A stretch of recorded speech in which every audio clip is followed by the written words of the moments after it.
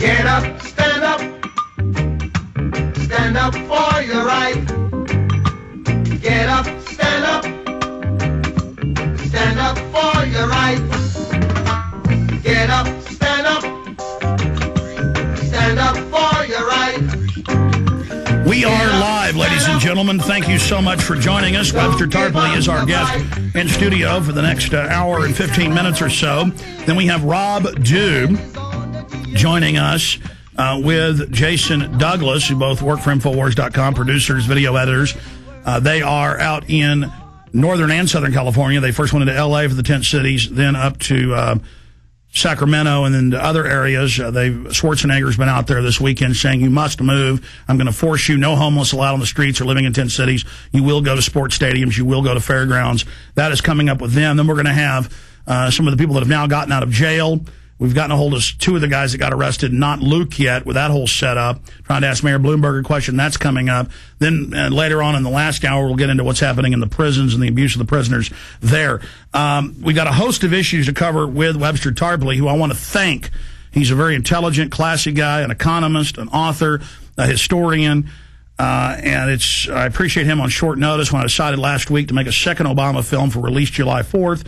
We'll be telling you later in the week the name of the film, the website. Just no rest for us here. We're going to launch another film. Obama Deception has been more successful in 2 weeks than anything I've ever made. Just absolutely amazing. So Webster's been here. And Webster, it's just, I really count you as a friend, and I really appreciate you being part of the film and being down here. I know that you were going to be here at about 10 this morning, but you ended up being here late because you couldn't pull yourself away from Obama and the television writing notes.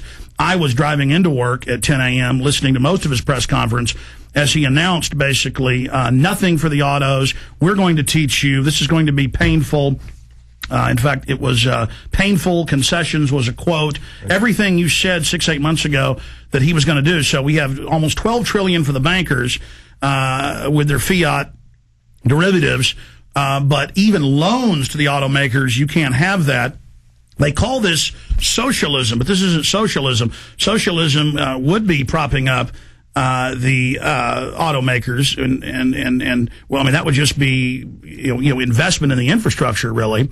But instead, it's just all going offshore to these banks. Is called hot money, as Webster calls it. So, Webster, you've got the floor. Break down what's happening with the auto industry right now and this incredible announcement that Obama has made.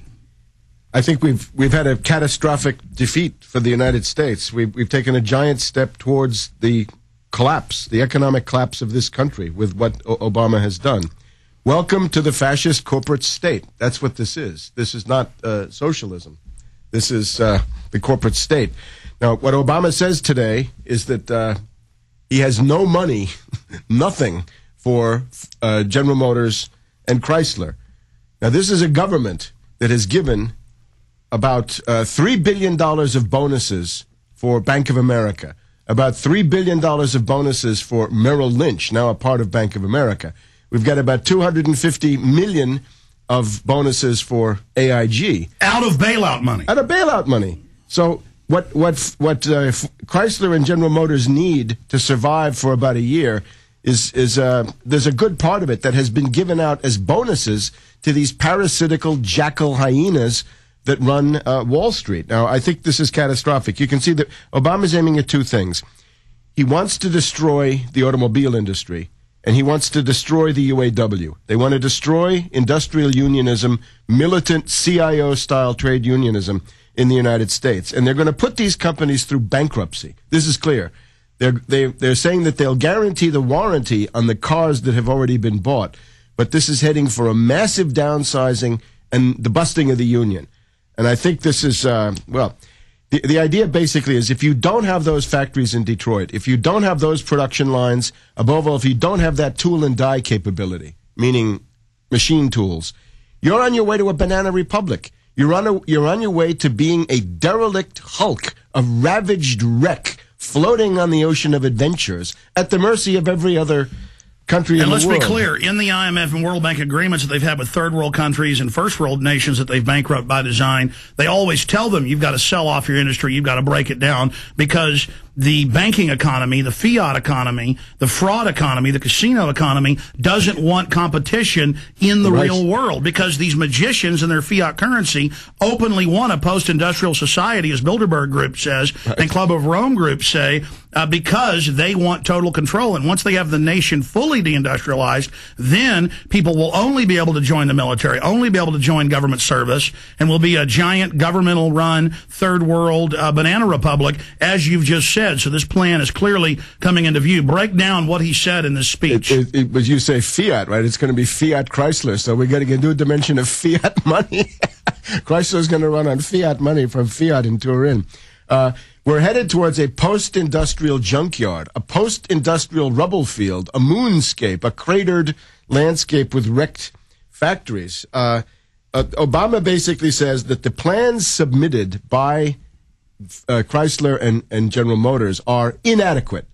And actually what Obama's looking at is the gangrene economy. Obama believes that everything should be green, everything should be low energy intensity and so forth. He wants them to build green cars.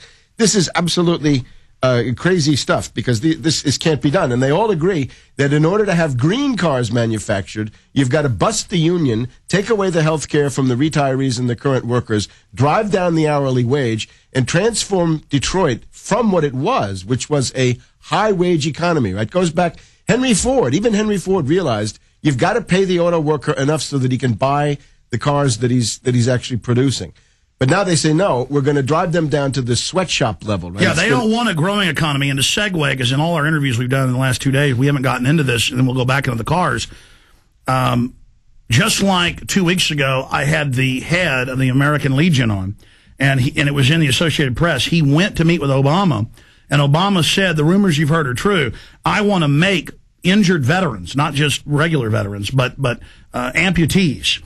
People that have catastrophic loss, I want them to have to get their own insurance and pay for their own medical care. So they're not just talking about taking the auto workers' pensions away or health care away, right, that they've signed contracts and paid money in to fund. They're now talking about taking it away from the troops. Can you talk about taking the health care away from veterans? Well, they basically want to drive down the standard of living. When Obama says health care reform, he's referring to a process of rationing of care, under the cover of maybe extending coverage to people who don't have it, to essentially lop off the top of the coverage area so that the expensive operations will not You get an aspirin instead of a surgery. But you'll be given Band-Aids for cancer. But I mean, specifically, because we're making a film right now, so this will also be in the film. Specifically, Can you speak to that move, just the arrogance of a, quote, only left cover could do this. Oh, I'm the liberal, I'm going to give you socialism. It's not socialism to take the health care away from the troops and make them pay for it themselves with insurance. Specifically speak to that.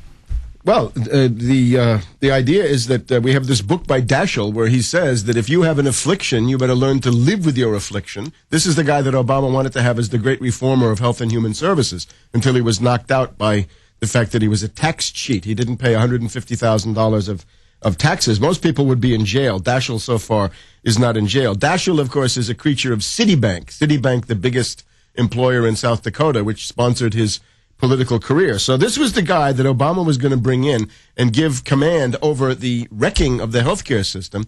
Again, with this left cover, that I'll extend some kind of Band-Aids and aspirin coverage to people who don't have anything. But in terms of the expensive technologies, those will be rationed and people will be expected to die. Again, if you're over 65, you're probably going to be a candidate to die. If you are overweight, if you smoke, if you have any of these other things that mark you as a high-risk subject, then they'd say a cost-benefit analysis makes you a useless eater, and your responsibility is to suppress yourself for the bottom line of the system, meaning private insurance companies that are piling in to take on parts of this stuff. But specifically speak to the troops in that proposal. Yeah, it's wrong. It shouldn't be done. I mean, specifically yourself, as we're taping for the film. I mean, can you speak in your own words to even trying that with the troops? Yeah, it's crazy. This is what Bush did, right? Bush was chiseling away and gouging away at veterans benefits and stuff like this, right? The VA hospital system and so forth was massively underfunded under Bush, and Bush, of course, was rightly excoriated, right? People said you're an irresponsible criminal. Now Obama does it, and either they don't notice or they say, well, you know, he inherited this terrible situation. So with left cover, isn't it amazing what you can do when you have a cheering section of left liberal Kool-Aid drinkers and loons? Look what you can get away with. And that's Obama. I think Obama's the greatest con artist of modern times, especially what he did today, right? He looks at the camera and he says, I will fight for you. I will fight for you. I'm trying to find some way to save your industry. I have a way. Treat them like they're AIG. Throw 20 or 30 billion at them like you throw it at AIG. We had Geithner a week ago coming forward saying, I want 100 billion now for derivatives, for toxic derivatives that have negative